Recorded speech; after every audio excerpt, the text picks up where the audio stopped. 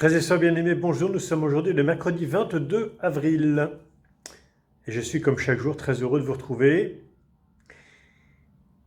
Pour vous dire d'abord que j'ai été hier soir mis à rude épreuve pendant la messe de 19 h. Après vous avoir entretenu le midi de l'importance du sourire, eh bien mon sourire a été mis à rude épreuve pendant la diffusion de la messe, puisque ceux qui l'auront suivi auront constaté que nous avons subi 3 bugs assez importants. Juste après l'homélie, peut-être pour épargner mon amour-propre, et puis après, juste après la prière eucharistique, avant le Notre Père, et puis après la communion, ce qui fait que ceux qui ont suivi la messe auront loupé les annonces.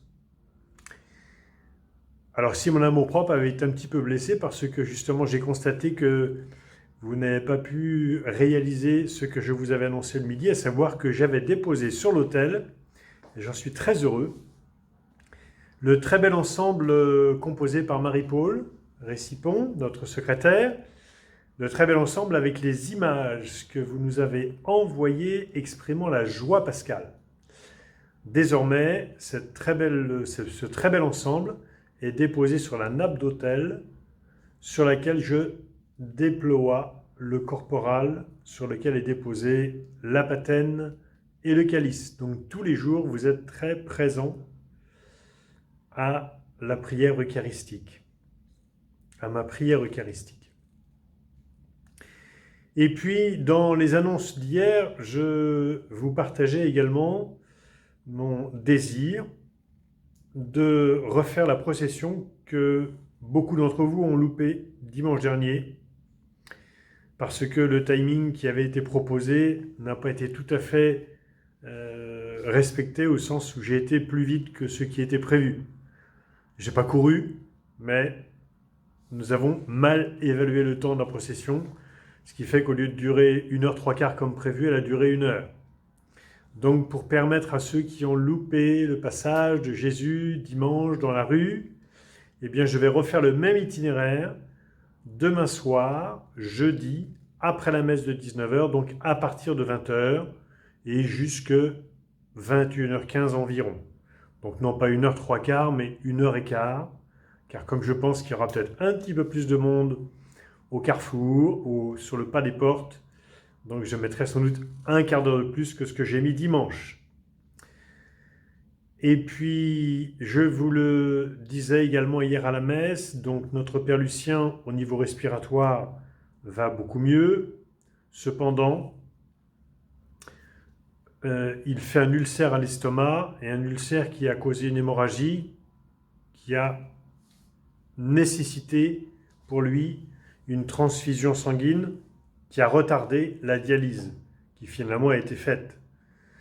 Et voilà, c'est une épreuve supplémentaire qui s'ajoute aux autres épreuves que traverse notre bon Père Lucien, que nous continuons à bien porter dans la prière.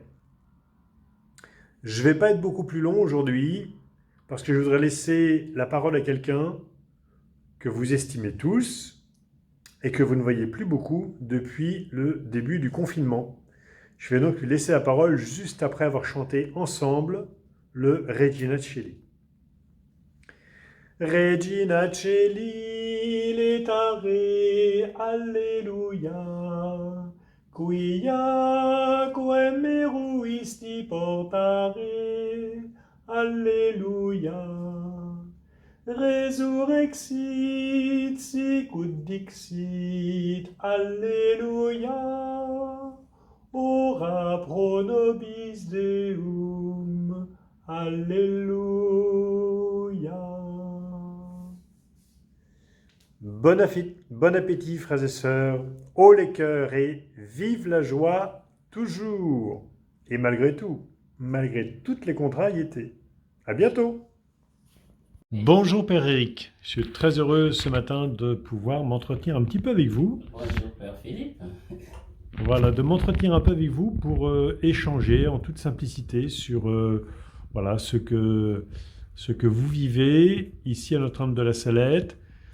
C'est votre première année. dans notre communauté. Ici à Notre-Dame de la Salette, et dans ce temps un peu particulier qui est le nôtre, compte tenu de l'épidémie du coronavirus, du confinement que ça implique, et puis des répercussions que ça a sur la vie de la communauté. Est-ce que vous pourriez tout simplement nous dire un petit peu comment vous vivez tout ça, avec en plus, et je dirais presque surtout, l'épreuve de santé qui affecte notre frère, le père Lucien Monsengo.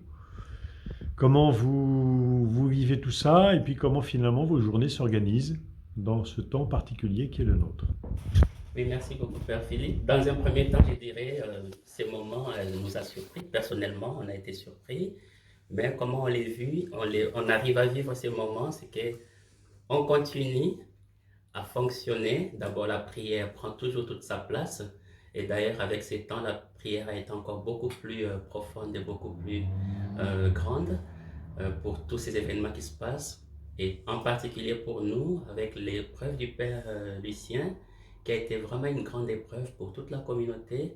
Et pour moi, vous comprenez, on vient du même pays et je l'ai vu comme ça, en train de décliner.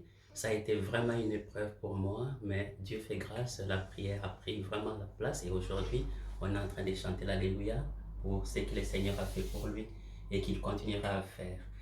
Et les journées, voilà, les journées s'enchaînent. Normalement, on continue avec d'autres moyens.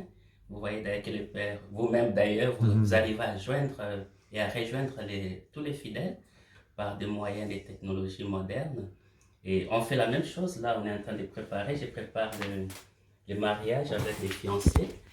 Hier soir, j'ai eu de 20h à 21h le couple des fiancés qui est avec moi. Paul-Henri et Alexandra. Et aujourd'hui, j'attends encore des fiancés. Je vais être en lien avec eux par Skype d'ici là. Et entre-temps aussi, on fait la préparation baptême avec ceux qui s'étaient inscrits. Nous continuons. Il y a aussi des prises de rendez-vous par téléphone.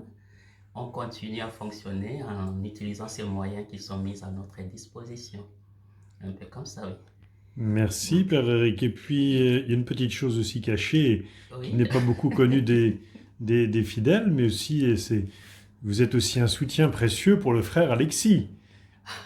Il fait la cuisine, mais vous êtes là, prêt à l'aider, en particulier pour tout ce qui touche à la vaisselle, l'aménagement de la cuisine, etc., ce qui est assez précieux. Oui, c'est avec plaisir. De toutes les façons, moi, je pense que moi, et toute la communauté d'ailleurs, nous avons la grâce de l'avoir. Il est là, vraiment, ce qu'il fait tellement merveilleux, magnifique. Et alors, c'est avec plaisir que je suis à ses côtés pour la vaisselle et tout ça. Ça me fait plaisir. Ça fait plaisir.